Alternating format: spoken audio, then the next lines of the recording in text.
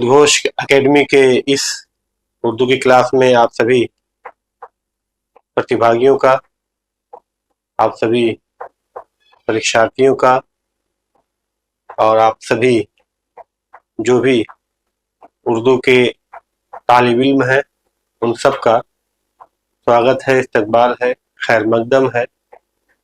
आज हम फिर एक नए उर्दू के टॉपिक के साथ, नए मौजू के साथ, शायरी की कुछ दीगर असनाफ के साथ हाजिर है।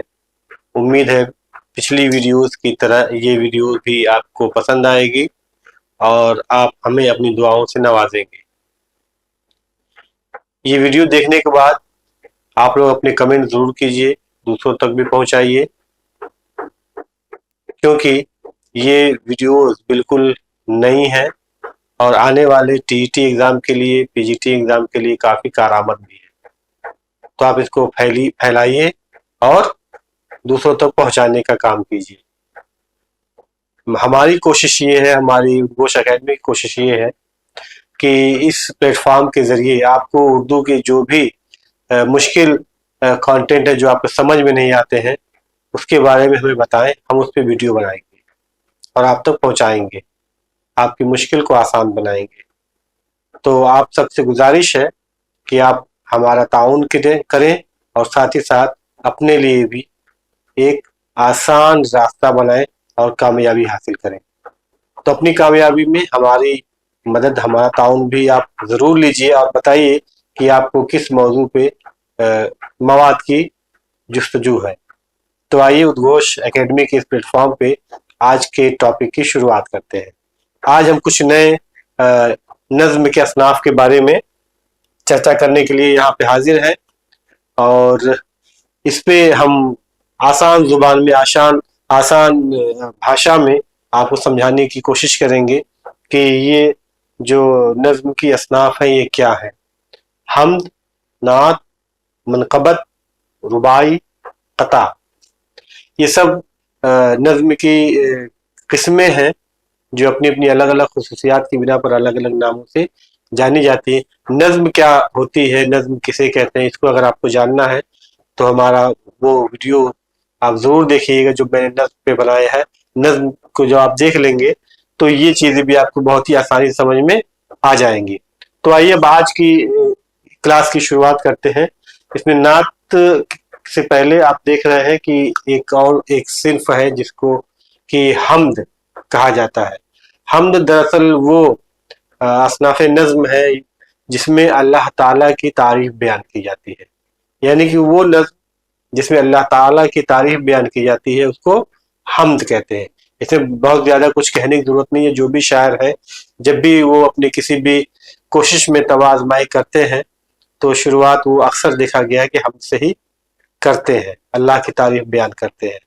ठीक है, हम्द के बारे में हम लोग काफ़ी पहले से कुछ ना कुछ तो जानते ही होंगे। दूसरा है नात। नात भी दरअसल एक नज़्म है जिसमें हमारे नबी करीम सल्लल्लाहु अलैहि वसल्लम की तारीफ बयान की जाती है। उनकी तारीफ के सिलसिले में जो नज़्म कही जाती है वो नात है। इसके अलावा ये मनक़बत है। मनक़बत वो नज़्म होती है जिसमें हमारे पीर बुजुर्ग जो गुजरे हैं, जो औलिया कराम गुजरे हैं, जो सहाबा कराम गुजरे हैं, उनकी तारीफ में जो भी नज़्म कही जाती है, उनकी तारीफ बयान करते हुए जो नज़्म कही जाती है उसको हम मनक़बत कहते हैं। अच्छा, ये भी चीज़ गौर करने की बात है, चाहे हम्द हो या नात हो या मनक़बत हो, इसमें हम क्या करते हैं, तारीफ बयान करते हैं अल्लाह ताला की, अपने रसूल की और जो पीर बुजुर्ग गुजरे हैं उनकी। तो ये एक तरीके से कसीदा भी है। ठीक है ना, इसको ख्याल रखिएगा। हम्द, नात, मनक़बत, कसीदा भी हम इसको कह सकते हैं, क्योंकि कसीदे की तारीफ ही होती है कि किसी की तारीफ बयान करना।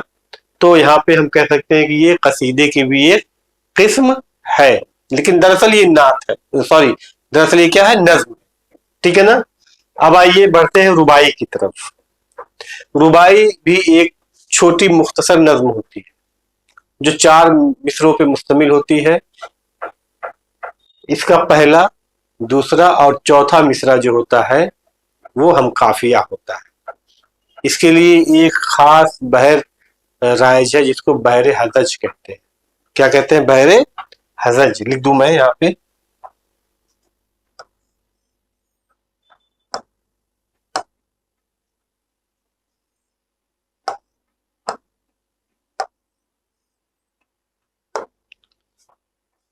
بحر حزج یہ ربائی کے لیے خاص بحر مروج ہے، اسی بحر میں ہی ربائی لکھی جاتی ہے۔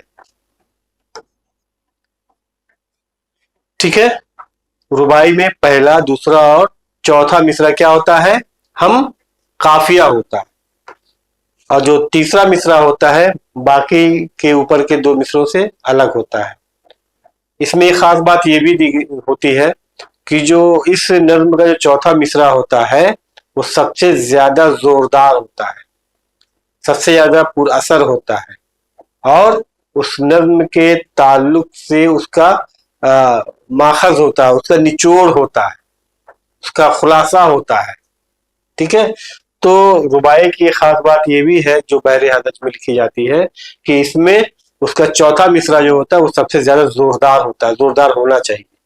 ٹھیک ہے، لیکن یہ کوئی شرط نہیں ہے، ٹھیک ہے نا، لیکن ہوتا ہے، لیکن یہ کوئی شرط نہیں ہے کہ اگر زوردار نہیں ہوا تو ربائی نہیں ہوئی۔ شرط یہ کہ پہلا، دوسرا، چوتھا مصرع کیا ہونا چاہیے؟ ہم قافیہ ہونا چاہیے۔ لیکن دیکھا گیا ہے کہ چوتھا مصرع جو ہوتا ہے عام طور پہ سب سے زیادہ زوردار ہوتا ہے۔ دکھاتا ہوں میں ایگزامپل کے طور پہ، یہاں پہ آپ دیکھیے ربائی کی ایک چھوٹی سی مختصر سی نظم ہے جو میر ببر علی انیس کی ہے۔ کیا ہے یہ؟ دیکھیے، دنیا بھی عجب سرائے فانی دیکھی، ہر چیز یہاں کی آنی جانی دیکھی، جو آ کے نہ جائے وہ بڑھاپا دیکھا، جو جا کے نہ آئے وہ جوانی دیکھی۔ ٹھیک ہے، کتنا خوبصورت یہ ربائی ہے۔ یہاں پہ میں جو کہا گیا ہے کہ پہلا، دوسرا اور چوتھا مصرع جو ہوتا ہے وہ ہم قافیہ ہوتا ہے۔ دیکھیے میں اس کو دکھا رہا ہوں، یہ فانی، یہ جانی، یہاں پہ دیکھیے آپ کو بڑھاپا یاد ایسا کچھ لکھا ہوا ہے۔ ٹھیک ہے نا، تو یہ ساری چیزیں کیا ہے؟ یہاں پہ آپ کو قافیہ نہیں ملا، پھر چوتھے میں آپ کو قافیہ ملا، جوانی،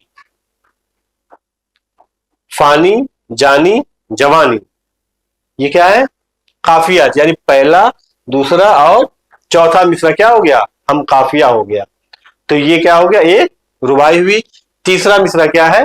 وہ خالی ہے قافیہ سے، اس لیے یہ ایک ربائی ہوئی۔ میں اس کو پھر سے پڑھ رہا ہوں، اور چوتھا مصرع لیکن سب سے زیادہ کیا ہے؟ زوردار ہے۔ دنیا بھی عجب سرائے فانی دیکھے، سرائے کا مطلب آپ جانتے ہیں، اگر آج کے زمانے میں کہا جائے تو یہ ایک دھرمشالہ ہے، ہوٹل ہے۔ کیا ہے دنیا؟ کیا ہے؟ ایک سرائے فانی ہے، ایک ہوٹل ہے جو فانی ہے، ایک فنا ہو جانے والی ہے۔ ہر چیز یہاں کی آنی جانی دیکھی، اور دنیا کی ہر ایک چیز کیا ہے؟ فنا ہونی ہے، ایک دن چلی جانی ہے۔ لوگ آتے ہیں اور دنیا سے چلے جاتے ہیں۔ جو آ کے نہ جائے وہ بڑھاپا دیکھا، یعنی بڑھاپا ایک بار آ گیا تو پھر وہ کبھی واپس نہیں جائے گا، اور جو جا کے نہ آئے وہ جوانی دیکھی، اور جوانی اگر ایک بار چلی گئی تو پھر چلی گئی، پھر کبھی پلٹ کے آنے والی نہیں ہے۔ ٹھیک ہے نا، تو یہ کیا ہوا؟ یہ ربائی ہے، پہلا، دوسرا، چوتھا مصرع اس کا ہم قافیہ ہے۔ ٹھیک ہے نا، اور دیکھی دیکھی دیکھی یہ ردیف بھی آپ کو مل رہا ہے۔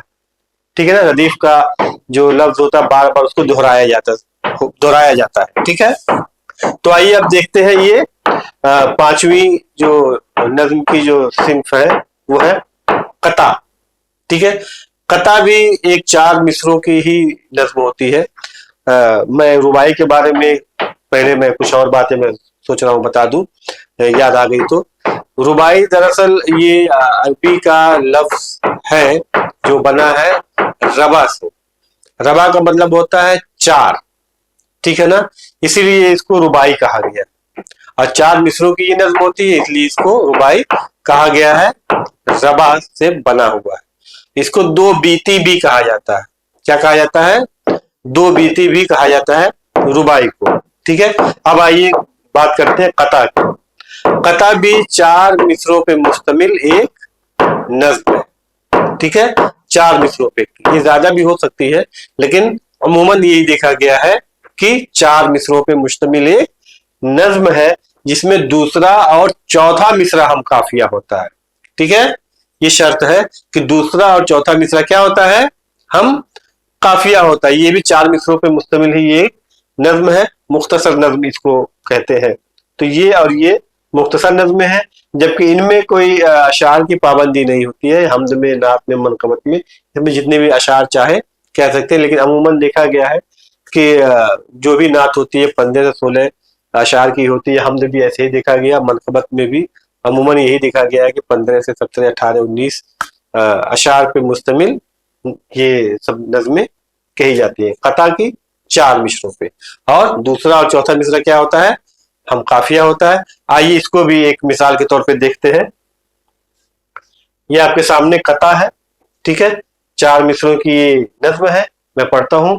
यहां से दूर जंगल में रहा करती है एक देवी, यहां से दूर जंगल में रहा करती है एक देवी, वह गमदीदा दिलों को गम के बदले ऐश देती है, वो गमदीदा दिलों को गम के बदले आयश देती है। मैं जब रोता हुआ जाता हूं उसके बज़्म इशरत में, मैं जब रोता हुआ जाता हूं उसके बज़्म इशरत में, तो बढ़कर रेशमी आंचल से आंसू पोंछ देती है। ठीक है ना, इसमें क्या शर्त है, दूसरा और चौथा मिसरा क्या होता है, हम काफिया होता है। देखिए, देती है, सॉरी,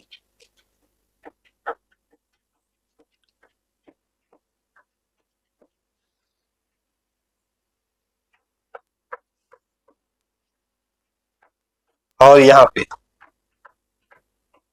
देती, और ये है, ठीक है, तो ऐश देती है, पोंछ देती है, ठीक है ना। यहाँ पे, यहाँ से दूर जंगल में रहा करती है एक देवी, वह गमदीदा दिलों को गम के बदले ऐश देती है। मैं जब रोता हुआ जाता हूँ उसके बज़्म इशरत में, तो वह बढ़कर रेशमी आंचल से आंसू पोंछ देती है।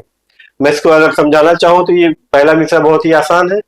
दूसरा, ये गमदीदा दिलों को, यानी कि जो गमगीन है, दिल से अपने मायूस हैं, कहीं उनको कोई गम है, तो वो गम के बदले क्या देती है, ऐश देती है, खुशियां देती है वो देवी। और जब कोई, या शायद रोता हुआ जब उसके बज़्म इशरत में जाता है, यानी इशरत मतलब खुशी, खुशी वाली उसकी जो महफिल में बज़्म में जाता है, तो वो देवी क्या करती है, बढ़ के मेरे आंखों के आंसू को पोंछ देती है, यानी शायर के आंखों के आंसू को पोंछ देती है। ठीक है ना, तो ये कता की एक मिसाल है। ठीक है, तो यहाँ पे देखिए, देती है, देती है, बाकी तीसरे और पहले मिसरे में ये चीजें आपको देखने को नहीं मिलेंगी। ठीक है, तो ये यहाँ पे अब आप दोनों का फर्क अगर आप देखना चाहें, तो मैं यहाँ पे हट जा रहा हूँ थोड़ी देर के लिए, आप लोग इसको देख लें कि रुबाई क्या है और कता क्या है। देख लीजिए दोनों में क्या फर्क है। ये इसके में, कता में देती है यानी कि दूसरा और चौथा मिसरा, जबकि रुबाई में पहला, दूसरा और चौथा मिसरा होता है, हम काफिया। ठीक है, तो ये चीजें होती हैं, ये बहुत मामूली सा फर्क है रुबाई और कता में। अगर एक चीज आप समझ गए तो दूसरी चीज भी बहुत ही आसानी से आप समझ जाएंगे, और इसको पहचानना भी बिल्कुल आपके लिए आसान हो जाएगा। इस तरीके से दोनों के एग्जाम्पल मैं सामने आपके रखे हुए हैं, और इसके जरिए आप रुबाई और कता को अच्छे से समझ पाएंगे। आप चाहे इसका स्क्रीनशॉट भी ले सकते हैं।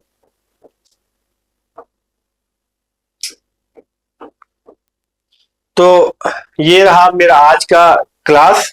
उम्मीद है आज के क्लास में आपको इन चीजों के बारे में बहुत ही आसानी से समझ में आ गया होगा कि हमद क्या है, नात क्या है, मनकबत क्या है, रुबाई और कता क्या है।